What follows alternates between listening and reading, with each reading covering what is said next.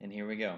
Attack the problem. Attack. We've talked about creating the purpose statement. We've talked about defining the problem, creativity in the solution, and now we're to that point. Mm. Now we're to that point where it's go no go, but we're going. We're doing it. And so that's really what this step is all about.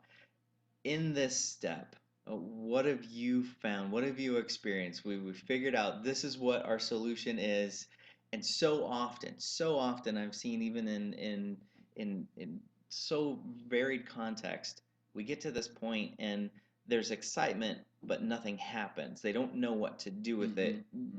Mm-hmm. Has that been your experience? What have you seen as far as once we get to this point, we have a solution, where's the disconnect? Well, I think there's the disconnect when you lack specificity in terms of the steps. Mm-hmm. So you, as we said in the prior sli slides, that you need to know what the capabilities and the resources are. Then you need to apply those resources. I often use the old acronym SMART, specific, measurable, achievable, realistic, and time bound.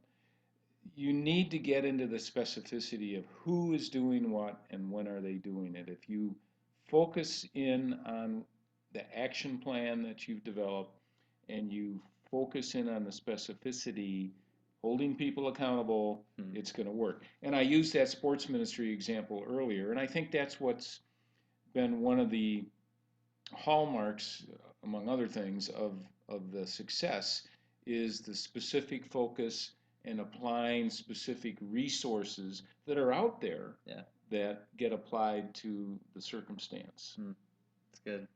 So, in this singular objective, again, we're trying to create ownership and excitement about what we're doing. Mm-hmm.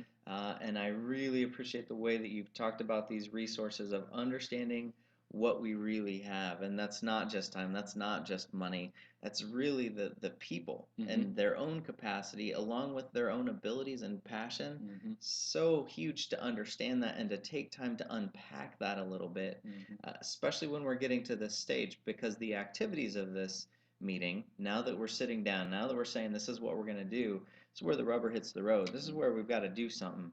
So we've restated the purpose, we've restated the problem, we've restated this is our desired solution, Mm-hmm. and now we have to define the timeline, the deadlines, the leadership of this whole Mm-hmm. group. You know, I think one of the things that I have seen often is that a lot of these leaders and networks and partnerships feel like they're on an island. Yeah. What's the effect of that? Where have you seen something different, or what would you encourage these leaders to in this idea of leadership of these working groups? Well, again, I keep going back to this. You got to measure your capacity. Mm, And so often we get excited as we talk about the problem and the solution, and oh boy, we're going to really attack this. And then you're not facing reality in terms of what are the resources and how are they going to be applied.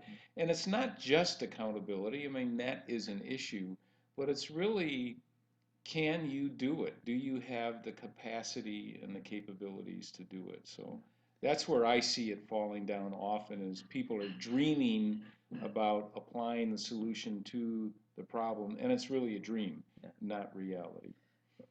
Talk a little bit about organizational support. Mm-hmm. I a lot of times might come to a network consultation representing myself because Mm-hmm. I'm passionate Mm-hmm. about it.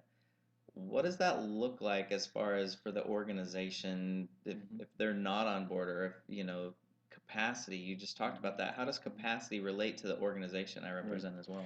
Well, I mean, that's part of the role that the individual who represents the ministry, that's his or her job as they Mm-hmm. go back to that organization is to really sell them on the viability of this action plan, Mm-hmm. of this partnership, of this network, and that the organization will allow them to spend X amount of time, Mm-hmm. whether it's 5 hours a month or 5 hours a week, to help carry this out. So again, it gets back to this whole resource allocation idea. Mm-hmm. So with this, the leadership, the personnel, the actions, how how do you even begin if you're not certain of those things, of how your organization will respond?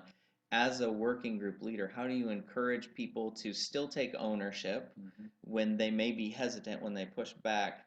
What does that balance look like of engaging people Mhm. to where they have their skin in the game, but to Mhm. where it is realistic? Mhm. Yeah, I mean, you may need to dial back. You may need to Mm. dial back your action and your dream of achieving something to get more in tune with the reality of, again, I keep using this word, the resources that you have available to you. So that's where, getting the ownership and discussing and be forthright and no hidden agendas and all of these other cultural values we talk about in other aspects of a network come to the forefront. Yeah, that's helpful. So in this then, this is potentially every step is significant. This Mhm. is really significant as far as moving forward, Mhm. as far as really being able to get something accomplished. So being proactive in this, I think, is so important. So worksheets for reporting. Give people a way that they can make it simple, whether it's Mhm. an online click three things on a form Mhm. that, yeah, Mhm. you had these Mhm. meetings, yeah, you didn't. Mhm. Maybe it's a simple form that you fill out there that just simply defines, hey, this is what I'm committing to. Mhm. So important, though, to have that in place. Proactive accountability questions. Um, if there would be one area for me personally that I would love to see networks improve on, it's this area Sure. of interactive accountability. Yeah. In your experience, what has that looked like? What's the difference where there is accountability, where there isn't? And how do you deal with the cultural differences Mhm. in accountability?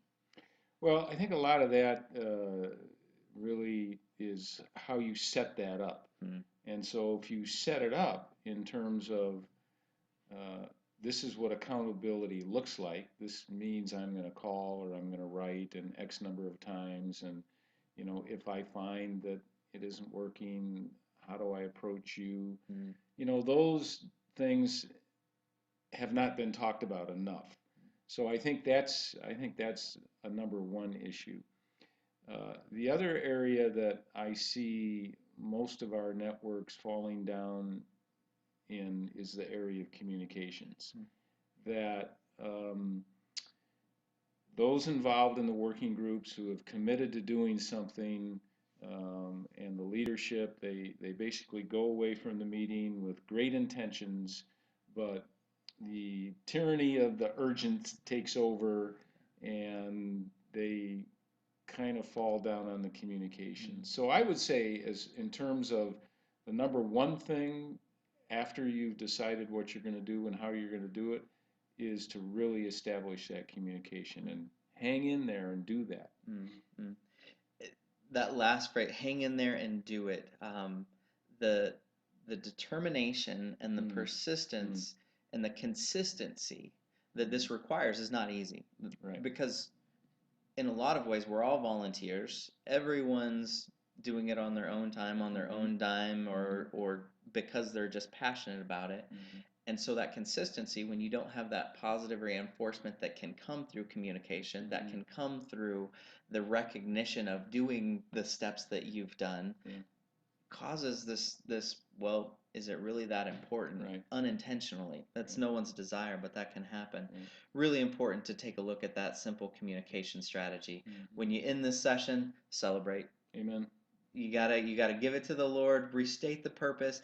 This goes from I'm gonna have to write 10 emails to all of a sudden I'm going to be able to be a part of planting 20 churches. Mm-hmm, I'm going to be able to be a part of being a part of a sports ministry that's mm-hmm, global. mm-hmm, And when I can put it back in that frame of reference, no longer are those 10 emails a struggle for me because I'm excited about accomplishing what we set out to do. mm-hmm. So, when you end this one, are we all on board to see this happen in the next 6 months? So important that you take the time to get the details mapped out so that in the next 6 months you can get this started, get it knocked out. Celebrate, baby. That's it. All right.